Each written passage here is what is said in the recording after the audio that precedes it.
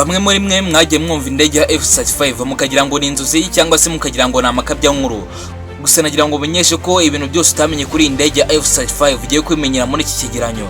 Gusa nanone nkubwira ko nimba ubwa mbere wese sanze kuri umurongo mugari byegeranye mu Rwanda, icyo usabwa ni ukana subscribe ugafungura inzogera kugira ngo ukomeze gusobanukirwa n'ibyegeranyo mba naguteguriye. Ngiye mugiye kubana ndi topa ikaze.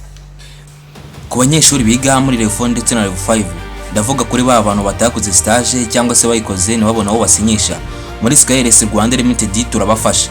Ku bindi bisobanuro watwandikira cyangwa kwaduhamagara kuri 07832285020. Location yacu tubarizwa mu karere ka Muhanga, aho ziri ku kigo cy'urubyiruko cyangwa hazwi nka Maison de Jeune, hafi y'akarere ka Muhanga neza.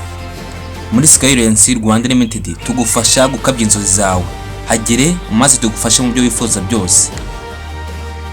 Mwisi ikoranabuhanga rihora ritera imbere, hari ibikoresho bihindura amateka bikandika izina ryabyo mu nyuguti z'umuriro.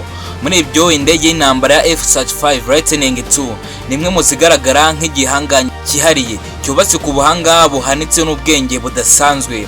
F-35 si indege isanzwe, ni igisubizo cy'ubuhanga bugezeho bwa Amerika. Cyakozwe na Lockheed Martin, gifite ubushobozi bwo gukora imirimo myinshi icyarimwe. Iyi ndege ishobora kurwana mu kirere, gutera ibisasu ku butaka ndetse no gukora ubutasi bwimbitse. Ibyo byose bikora mu buryo bwihuse, bucecetse kandi bwizewe. Ikintu gitangaje kurushaho kuri indege ya F-35 ni ubushobozi bwayo bwo kwihisha kuri radar. Ibi bituma ishobora kwegera umwanzi itabonetse kuri radar, nk'ikirura kigenda bucece mu mwijima.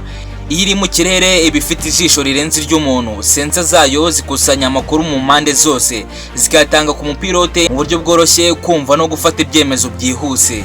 Uretse ibyo kandi F-35 ifite ubwenge bw'ikoranabuhanga Advanced Computer System, bituma iba nk'umuyobozi uri mu kirere ugenzura ibibera hafi no kure. Si indege iguruka gusa, ni icumbi ry'amakuru n'ubushobozi bwimbitse bwo kugenzura urugamba. Hari ubwoko butatu bwa F-35. Ubwa mbere ni F-35A ikoreshwa mu bibuga by'indege bisanzwe. Ubwa kabiri ni F-35B ishobora guhaguruka no kurwana mu mwanya mugufi, ndetse na F-35C igenewe gukorera mu mato manini y'intambara. Ibi byose bigaragaza ko yubatswe ku buryo bujyanye n'igihe naho igomba gukoreshwa hose ku isi. Mu magambo make, F-35 ni uruvange rw'ubwenge, imbaraga n'ikoranabuhanga rihanitse.